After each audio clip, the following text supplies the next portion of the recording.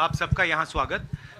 जैसे जयराम रमेश जी ने कहा, 4 घंटे हमारी कास्ट सेंसस पे चर्चा हुई, डिस्कशन हुआ और एक ऐतिहासिक निर्णय कांग्रेस वर्किंग कमेटी ने लिया है और यूनानिमसली लिया है। मगर मतलब कमरे में कोई ऐसा व्यक्ति नहीं था जिसने अपना पूरा सपोर्ट कास्ट सेंसस का जो कॉन्सेप्ट है उसको नहीं दिया।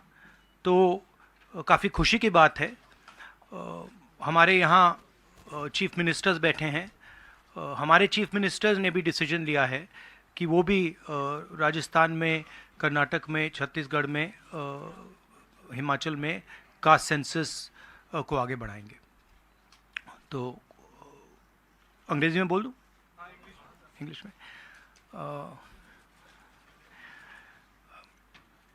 There's a very big decision taken today by the Congress Working Committee.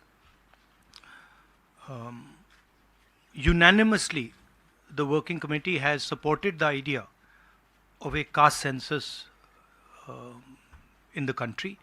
And I think it is a very, very progressive step, a very powerful step for the emancipation of the poor people in our country.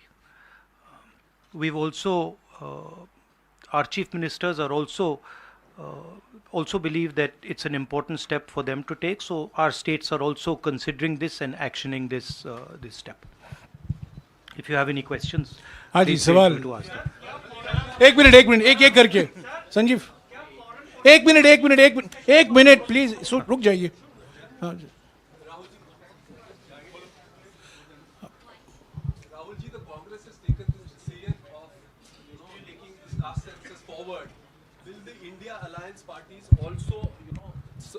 Support you in this, because the Congress is unanimous in this, whether all the other parties, because you are going to contest the elections together, all 26 parties are contesting the elections together, so will they also support, and will you seek their support? Well, the Congress president today chaired the meeting of the highest body of the Congress party, and the entire Congress party has decided that it is going to wholeheartedly not just support the idea of the caste census, but force the BJP to carry out the caste census or then get out of the way so we can carry out the caste census. Now, most of the parties in the India Alliance are unanimous that the caste census should be implemented. There might be a few who might have a slightly different position, and that's fine. We are quite flexible. We are not a fascist system. We are quite flexible. If somebody has a slightly different opinion, there's no problem. They can have that opinion. But I am confident that the vast majority of the Indian Alliance is going to support and push the idea of the caste census. हाँ जी madam. Hindi में बोल देता हूँ। आपका सवाल था कि क्या इंडिया अलायंस भी कास्ट सेंसस को सपोर्ट करेगी, तो मैंने कहा कि देखिए, कांग्रेस प्रेसिडेंट ने हमारी जो सबसे बड़ी डिसीजन मेकिंग बॉडी है उसमें निर्णय लिया है कि हम कास्ट सेंसस को इम्प्लीमेंट करेंगे। सिर्फ ये नहीं, मगर ये भी डिसीजन लिया है कि हम बीजेपी पर दबाव डालेंगे और उनसे करवाएंगे। अगर उन्होंने नहीं किया तो फिर उन्हें परे हो जाना चाहिए, क्योंकि देश कास्ट सेंसस चाहता है। अब जहां तक इंडिया अलायंस की बात है, मैं जानता हूं कि काफ़ी पार्टी इंडिया अलायंस में इस निर्णय का समर्थन करेंगी। एक दो पार्टी हो सकती हैं जिनकी राय थोड़ी अलग हो। हमारे लिए कोई प्रॉब्लम नहीं है, क्योंकि हम कोई फैशिस्ट सिस्टम नहीं है। मगर ज़्यादा से ज़्यादा पार्टियां इस डिसीजन को पूरी तरीके से सपोर्ट करेंगी। हाँ जी मैडम। राहुल जी मैं पूनम, एक मिनट मैडम बोलिए। अच्छा, अगर आपका सवाल सुनिए, अगर आपका सवाल गहलोत जी से है या बघेल जी से या किसी हमारे चीफ मिनिस्टर से, उनका नाम पहले ले लीजिए प्लीज। राहुल जी मैं पूनम हूँ, अमर उजाला से इधर। मैं ये आपसे जानना चाहती हूँ कि राजस्थान ने कल रात को ही जातीय जनगणना को लेकर अपना जो रुख है वो साफ कर दिया है। आज से 5 राज्यों का चुनावी बिगुल बच गया है। तो क्या ये माना जाए कि ये 5 राज्य जो हैं वो कांग्रेस का लिटमस टेस्ट होंगे भारतीय जनता पार्टी के ऊपर दबाव बनाने के लिए कि वो जातीय जनगणना कराएं? देखिए, ये जो आपके शब्द हैं लिटमस टेस्ट, ये केमिस्ट्री में चलते हैं, ये राजनीति में नहीं चलते हैं। हमारी सिंपल सी बात है, हम सब ने निर्णय ले लिया है कि हिंदुस्तान के भविष्य के लिए कास्ट सेंसस जरूरी है। एक कास्ट सेंसस के बाद एक नया डेवलपमेंट का पैराडाइम खुलेगा और हमने निर्णय ले लिया कि हम ये काम करेंगे। तो ये मैं आपको आज बता रहा हूं कि कांग्रेस पार्टी इस काम को पूरा करके ही छोड़ेगी। और याद रखिए, जब हम वायदा करते हैं हम उस वायदे को तोड़ते नहीं हैं। हाँ सुनील, हाँ सुनील, एक minute Sunil.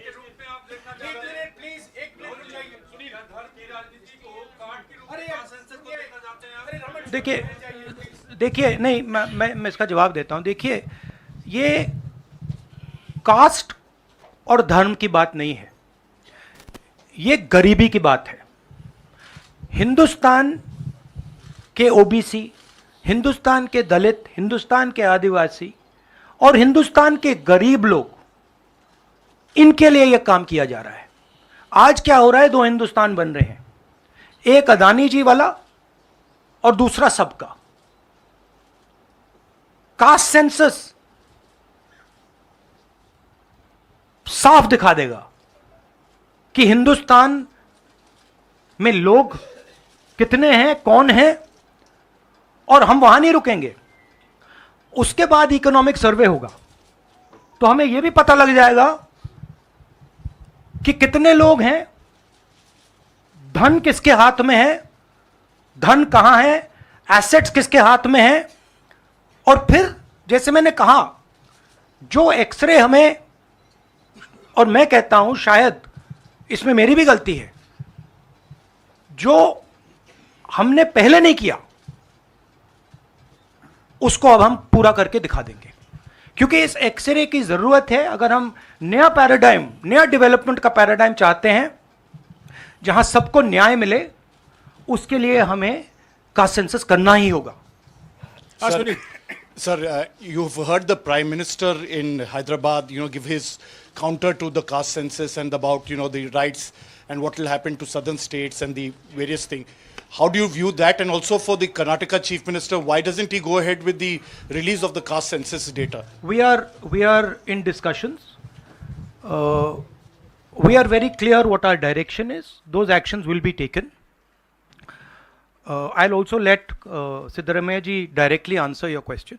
So first, let me ask him to. You haven't answered that. I'll come back to you.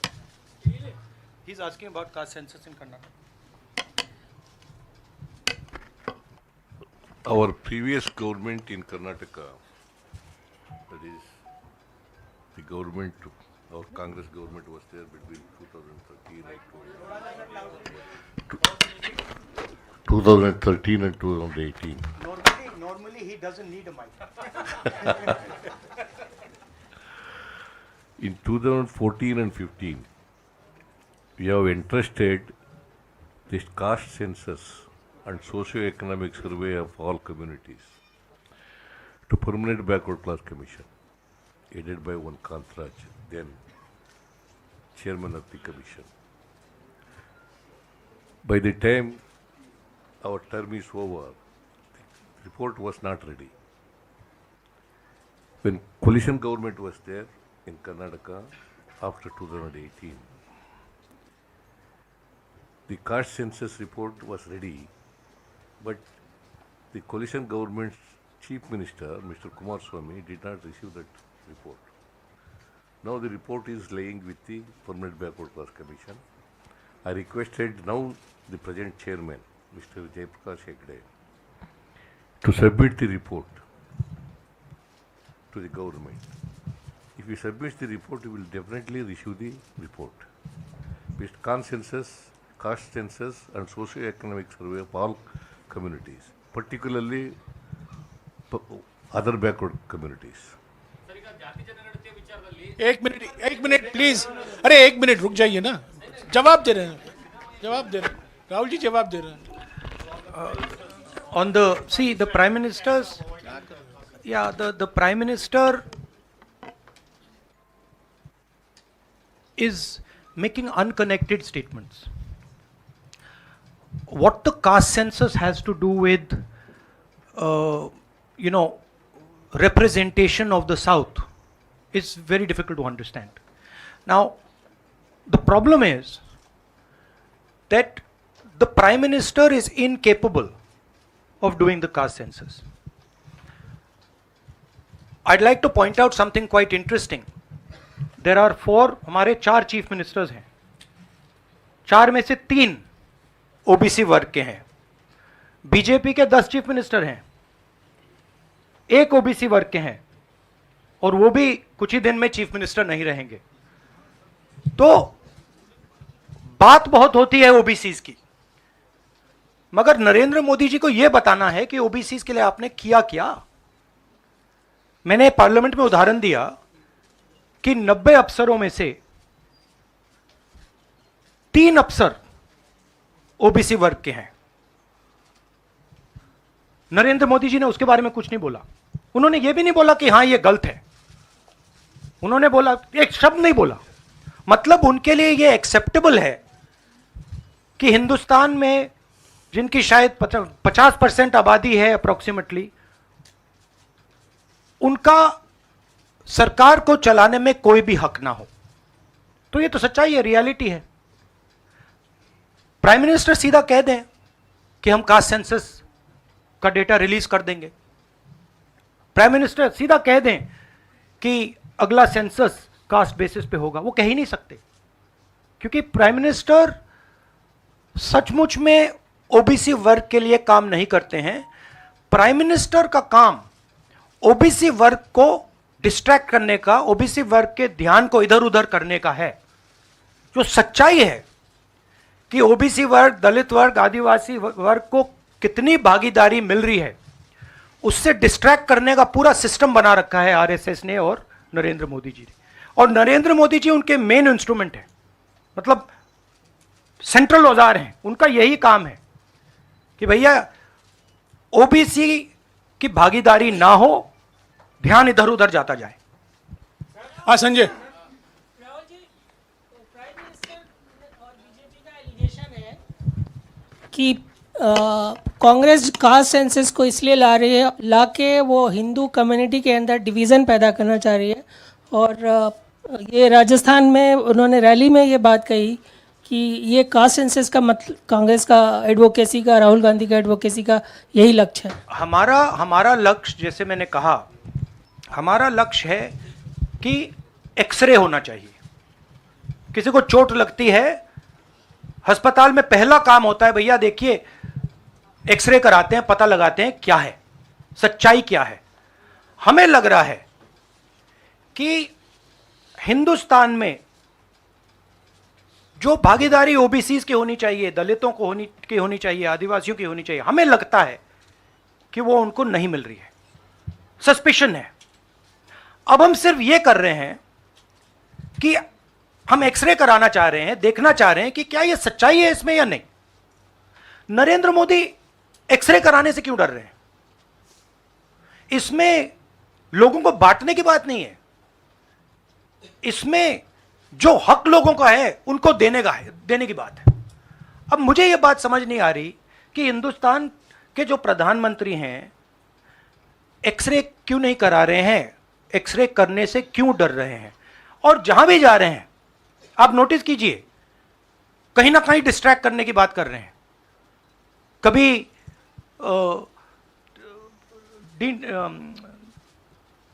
Delimitation की बात कर रहे हैं, कभी कुछ और बात कर रहे हैं, कभी साउथ इंडिया की बात कर रहे हैं. मगर एक भाषण में नरेंद्र मोदी जी ने यह नहीं कहा कि देखिए जो राहुल गांधी ने कहा है 90 अफसर जो हिंदुस्तान को चलाते हैं उसमें से 3 लोग सिर्फ ओबीसी वर्ग के हैं. यह सच्चाई है, यह सच्चाई बीजेपी ने एक्सेप्ट की है. और उनको सिर्फ 5% बजट पर कंट्रोल है। यह प्रधानमंत्री अपने भाषण में नहीं बोल पा रहे हैं। क्यों? क्योंकि उनका लक्ष्य कुछ और है।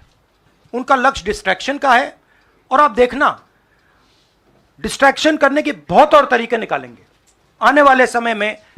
एक के बाद एक, एक के बाद एक, एक के बाद एक डिस्ट्रैक्शन करने के तरीके दिखेंगे आपको। राहुल जी एक दो सवाल और ले सकते हाँ हैं? हाँ मौसमी। राहुल जी ये पूछना चाह रहे थे कि जिस तरह से प्रधानमंत्री नरेंद्र मोदी कह रहे हैं, कहा जा रहा है कि कांग्रेस के लिए ये बहुत ज्यादा नुकसानदेह होगा, क्योंकि जो बची कुची अगड़ी जाति कांग्रेस के साथ है वो चिटक जाएंगी। तो पॉलिटिकली आपको लगता है कि ये कांग्रेस के लिए नुकसान वाला सौदा है? ये हमारा पॉलिटिकल डिसीजन नहीं है, ये न्याय का डिसीजन है, ये हिस्सेदारी का डिसीजन है। इसमें कोई पॉलिटिकल कैलकुलेशन नहीं है।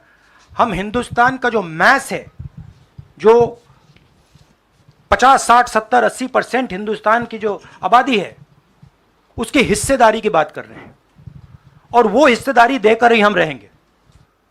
ये हमने निर्णय ले लिया है।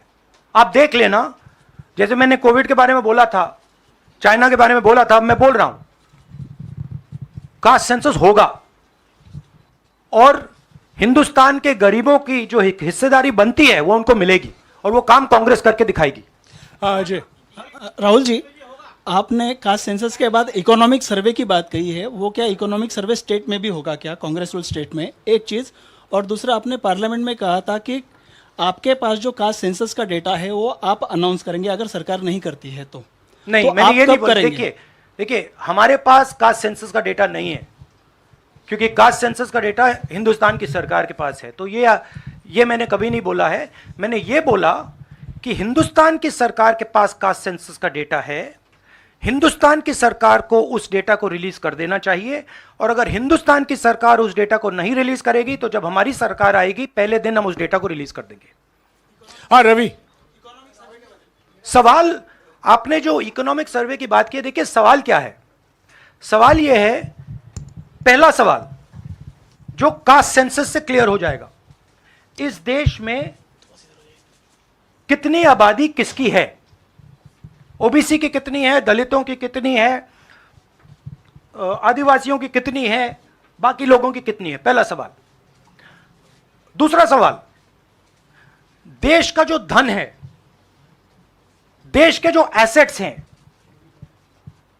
क्या वो इन लोगों के हाथ में भी हैं या नहीं? देश के एसेट्स में ओबीसी की कितनी हिस्सेदारी है, दलितों की कितनी हिस्सेदारी है, आदिवासियों की कितनी हिस्सेदारी है, देश के इंस्टीट्यूशंस में आदिवासी कितने, ओबीसी कितने, दलित कितने? मैं आपसे पूछ लेता हूं, इस कमरे में दलित कितने हैं? देखिए, ये मजा देखिए, इस कमरे में ओबीसी कितने हैं? हाथ उठा के दिखा दीजिए, देखिए मजा। नहीं, वो आप कैमरामैन है भैया, आपकी बात नहीं कर रहा हूं मैं, इनकी बात कर रहा हूं। तो यह सवाल है, हिंदुस्तान के इंस्टीट्यूशंस में ओबीसी कितने, दलित कितने, आदिवासी कितने? यह सवाल हम पूछ रहे हैं। इंस्टीट्यूशंस के बारे में पूछ रहे हैं, धन के बारे में पूछ रहे हैं, एसेट्स के बारे में पूछ रहे हैं, और आबादी के बारे में पूछ रहे हैं। राहुल जी इधर, राहुल जी इधर,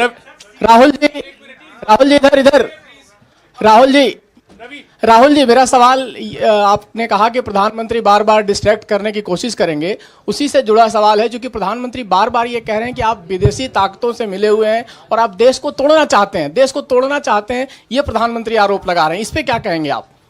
मतलब इसका क्या कनेक्शन है? हम कह रहे हैं कि जो इस देश के गरीब लोग हैं उनकी हिस्सेदारी कितनी है, वो हैं कितने, हम ये सवाल पूछ रहे हैं। कनेक्शन क्या है?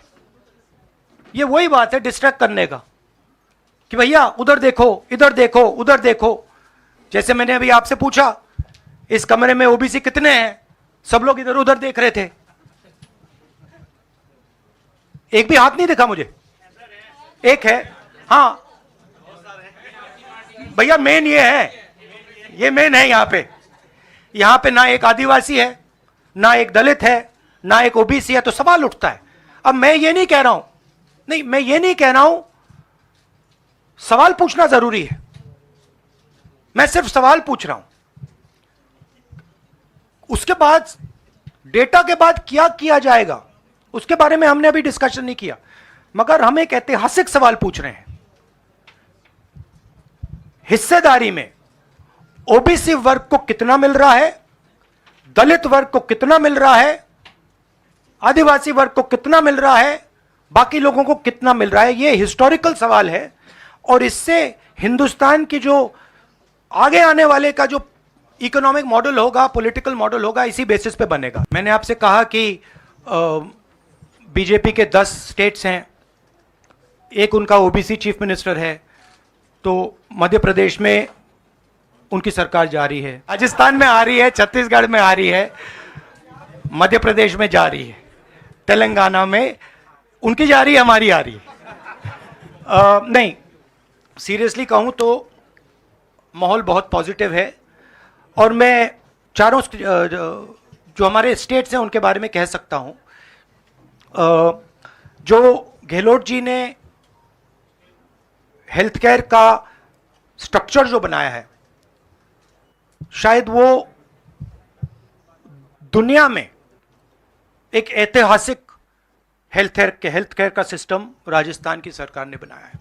और जो काम राजस्थान की सरकार ने गरीबों के लिए किया है, ऐतिहासिक काम किया है। कर्नाटक में हमारी जो 5 गारंटीज हैं, जो